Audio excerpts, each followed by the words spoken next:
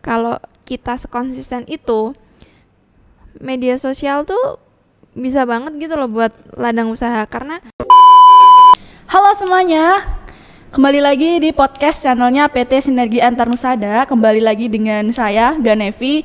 Di sini kita akan ngobrol-ngobrol singkat dan ngobrol-ngobrol santai mengenai pekerjaan full time dengan pekerjaan freelance. Nah, kali ini aku mengundang salah satu tamu yang merupakan orang yang bekerjanya full time juga punya pekerjaan freelance. Nah, aku kenalin di sini ada Mbak Yeni. Hai Mbak Yeni, gimana nih kabarnya hari ini?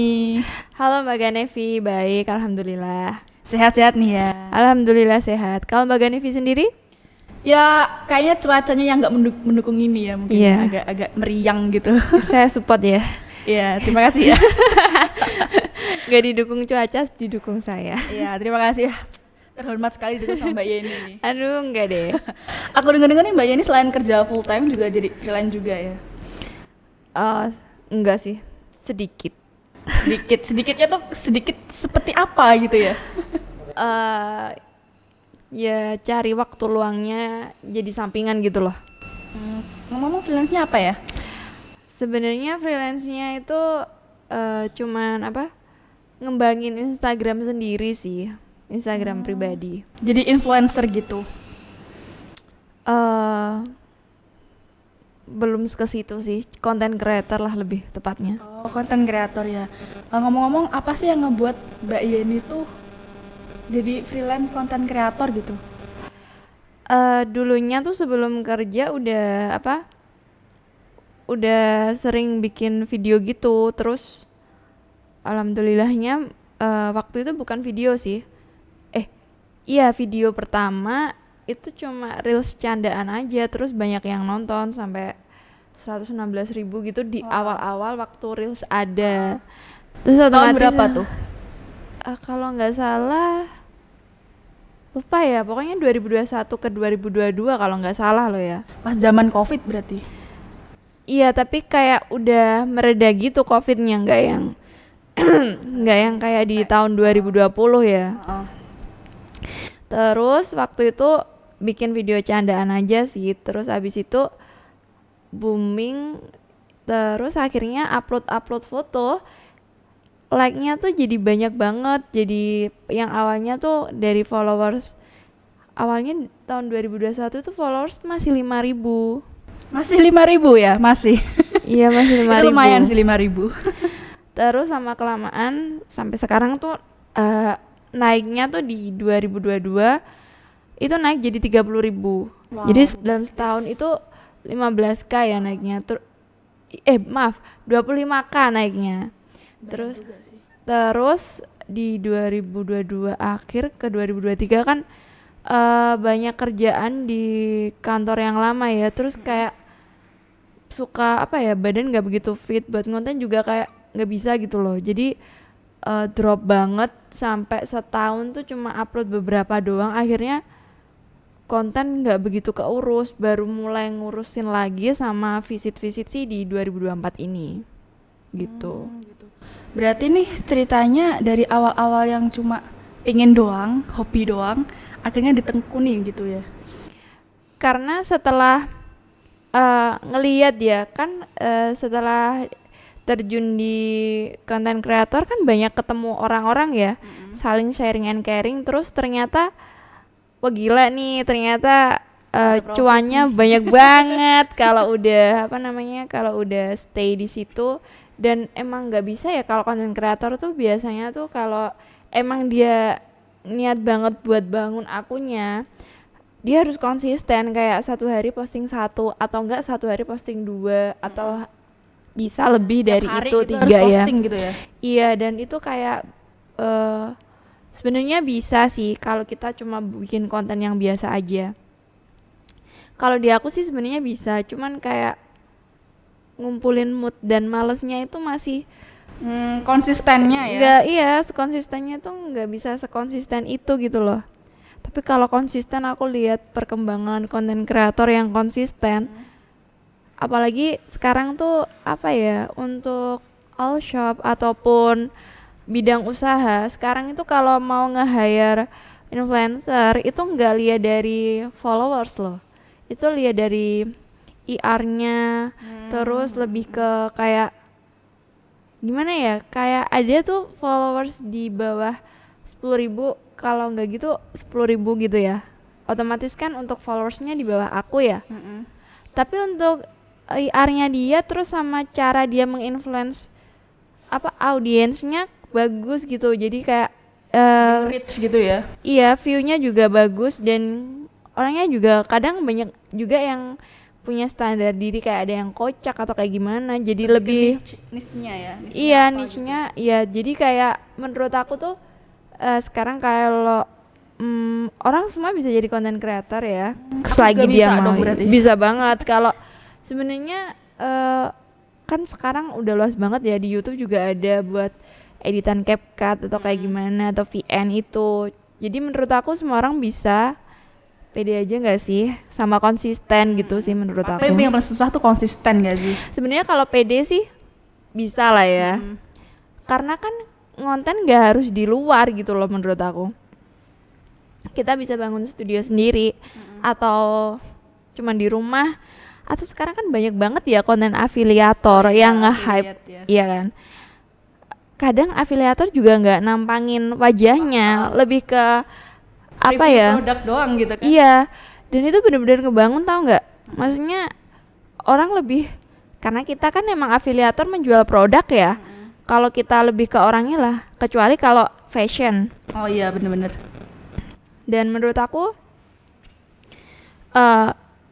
kalau kita sekonsisten itu, media sosial tuh bisa banget gitu loh buat ladang usaha. Karena kalau logikanya kita kerja kantoran nih, ya kali nggak selamanya lu bakal terus ikut orang gitu, nggak kan. sih? Ya nggak sih, nggak selamanya lu bakal ikut orang. Jadi menurut aku kan nggak mungkin ya ini orang mau bangun usaha langsung kayak ada modal dan lain sebagainya, kan pasti merintis. Kecuali yang emang udah ada warisan, iya nggak sih? Itu bukan perintis, itu mah penerus. Ya, penerus, bener banget.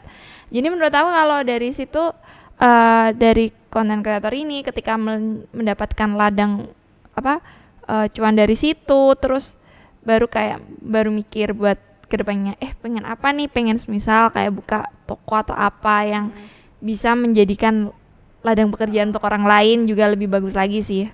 Mikirnya sih ke situ, kenapa kok jadi menggabungkan antara kerja kantoran tapi masih Job juga. Iya, karena pokoknya selagi menghasilkan uang aja sih menurut aku gitu. Buat sustainable hidup juga sih ya. Iya, karena kenapa kalau dipikir ya, kalau logika konten kreator kan cuannya pasti lebih banyak. Nggak langsung kayak gitu juga gitu loh. Pasti orang tuh pasti ada dua opsi, kayak harus kecuali kalau emang yang konsisten ya, bener-bener sekonsisten itu, dan dia tuh udah kayak followers dan juga view IR-nya juga udah banyak, menurut aku dia bisa kayaknya keluar dari zona nyaman dengan ninggalin kerja kantoran. Karena kerja kantoran itu otomatis kan kayak kita di deadline dan semua itu kayak tertata gitu loh menurut aku. Iya, ada jamnya juga. Iya, konten kreator pun seperti itu. Cuman yang belum punya tim nih, kayak aku kan belum punya tim ya. Jadi lu talentnya, lu editornya, lu yang ngurus IR-nya gitu. Jadi menurut aku di sosmednya juga. Kalau konten kreator tuh nggak seenak yang orang bayangin. Oke, menarik nih penjelasan dari Mbak Yeni ini. Sekalian sharing pengalaman nih Mbak Yeni ya, yang jatuh bangun gitu ya. Mengejarmu? Mengejarku aja ya. Jatuh bangun mengejarmu. Iya. Oke, berarti ini Mbak Yeni ada kepikiran nggak sih jadiin pekerjaan side jobnya ini jadi yang core jobnya gitu, yang jadi pekerjaan utama? Ada kepikiran gitu nggak? Ada, ketika aku akan konsisten melakukannya gitu loh. Kalau masih belum konsisten ya milih dulu, karena ngebangun Instagram sebenarnya bukan Instagram aja ya, ada TikTok, banyak kan platform sosial media. Kalau selagi aku benar-benar bisa sekonsisten itu, aku benar-benar pengen sih sekonsisten itu. pengen upload setiap hari, pengen review barang dan lain sebagainya. Sebenarnya kan aku juga belum menemukan niche kayak ini tuh fokusnya kemana, karena masih menerima kayak endorsean makanan, endorsean skincare dan fashion, kayak lifestyle gitu loh. Lebih ke lifestyle sih. Kadang kan orang ada yang kayak fashion aja, makan aja, Makeup aja. Tapi kalau aku sih nerima kalau skincare masih mikir kalau ini bakal kayak gimana di wajah sih. Aku pengen lebih ke fashion sih. Jadi karena kalau fashion kan nggak berdampak banget ya. Makanan kan masih berdampak karena aslam, guys. Oh iya. Terus kalau skincare, aku ngerasain setelah jadi review skincare, ya ampun, beauty vlogger tuh nggak seenak yang kalian tonton setelah aku merasakan review skincare. Gimana tuh? Kalau review skincare itu lebih ke misal nih kalian udah pakai skincare si A, terus kalian di endorse skincare B. Kita tuh nggak membohongi gitu loh, kita pasti pakai gitu loh. Kita pasti mencoba, dan setelah mencoba kan menurut aku kulit orang itu kalau buat adaptasi itu kan ada waktunya tuh kayak 3 minggu gitu loh. 3 minggu buat adaptasi ya. Nah, kadang belum ke situ kita udah dikirimin produk lagi dari brand lain, dan otomatis kita Harus nyoba. juga nyobain kan. Sebenarnya untuk mengadaptasinya itu kan kulit jadi kayak Rusak gitu nggak sih, kena berbagai macam skincare? mikirnya nggak takut ya, iya sih, cuma lebih ke akhirnya jadi jerawatan gitu loh. Kalau misal udah fokus ya di skincare A yang udah bisa ngeredamin jerawat kamu, ada klaim dari skincare B juga kayak gitu. Tapi kita nggak bisa kayak langsung gitu loh. Nah, setelah aku ngerasain kenapa kulitnya influencer tuh kayak bertekstur, terus kayak dia jerawatan juga. Ya karena itu gitu loh. Iya karena itu menurut aku, menurut pandangan aku ya. Jadi nggak seenak yang orang lihat enak dikirimin make up dan lain sebagainya. Kita tuh harus coba gitu loh, soalnya kita harus coba dan kita harus review. Gak semua orang merelakan wajahnya gitu. Menurut aku gitu sih. Jadi ada kemauan ya, tapi masih belum gitu ya, belum. Iya, pengen lebih ke bangun niche-nya yang bener-bener fokus gitu. Jadi kalau pengen fashion aja, karena kalau fashion kan Tubuh aja nggak ada apa-apanya gitu kan. bukan gitu. Kalau mikir aku, fashion itu kan wanita adalah makhluk yang lapar mata gitu loh. Kalau kita ngelihat barang, kita galau, kita dikasih uang, kita shopping, kita bahagia gak sih? Jadi menurut aku fashion tuh kayak masuk gitu loh di niche siapapun ya, bukan siapapun bisa gitu. Dan semua orang butuh pakaian. Iya bener lagi, ya ampun. Nah ini kan sekarang masih kerja full time juga, kerja pagi sampai sore kan di kantor, terus mungkin nanti malamnya ngelanjut buat edit video, terus Sabtu minggunya buat nanti kerjaan lain. Itu gimana sih cara manage waktunya gitu? Belum bisa. Belum bisa ya? Terus terang belum bisa, karena bukan orang yang tertata juga sih aku. Jujur bukan orang yang tertata juga, karena kayak sering molor juga. Jujur ya, karena nggak tahu kenapa tuh kalau udah di deadline ini terus kadang suka nggak sesuai. Kita kan nggak tahu ya ekspektasinya kayak gimana.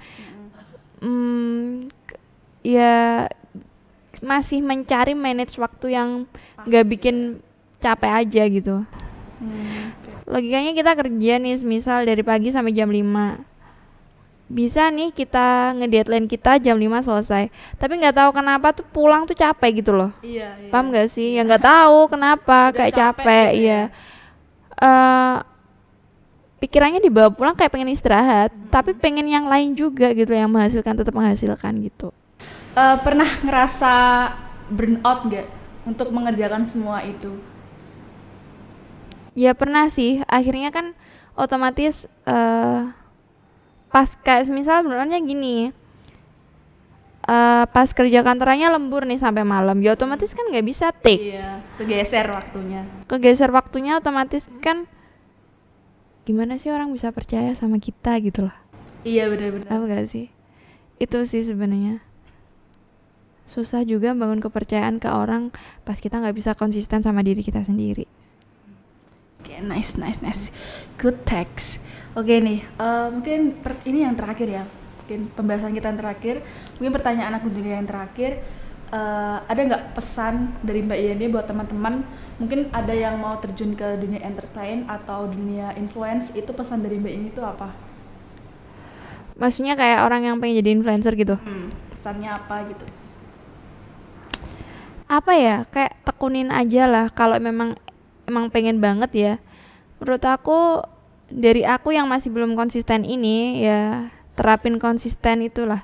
Kemarin aku lihat ada di Reels tuh pakai jamnya tuh 11.37. Maksudnya 11.37 tuh kita satu hari ngonten 3 kali ya, di-uploadnya di jam 11, di jam 3 sore sama jam 7 malam.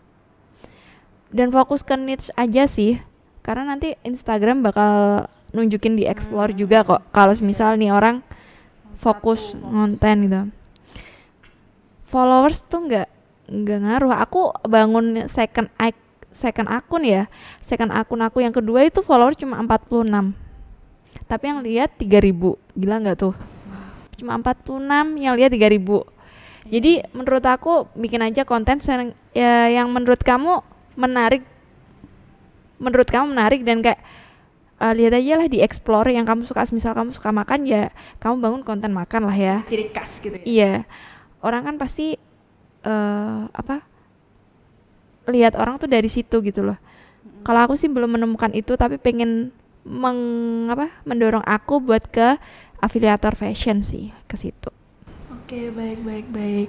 Oke, mungkin itu saja sih. Iya, benar-benar. Oke, kita akhiri aja pembahasan untuk podcast kali ini mengenai pekerjaan full time dan pekerjaan influence. Aku ucapin banyak terima kasih ke Mbak Yeni yang udah bersedia hadir dan sharing cerita soal kehidupan influencernya ya sama pekerjaan full time-nya nih. Iya. Oke, sekian dulu podcast kali ini bersama Mbak Yeni. Aku ucapin banyak terima kasih kepada Mbak Yeni yang sudah bersedia hadir di ngobrol-ngobrol kita pada sore hari ini. Nah, semoga aja Mbak Yeni untuk influence-nya tetap membombastis ya. Amin, doain ya. Amin. Nah, sekian dulu dari aku. Sampai jumpa di podcast selanjutnya. Bye-bye. Bye-bye.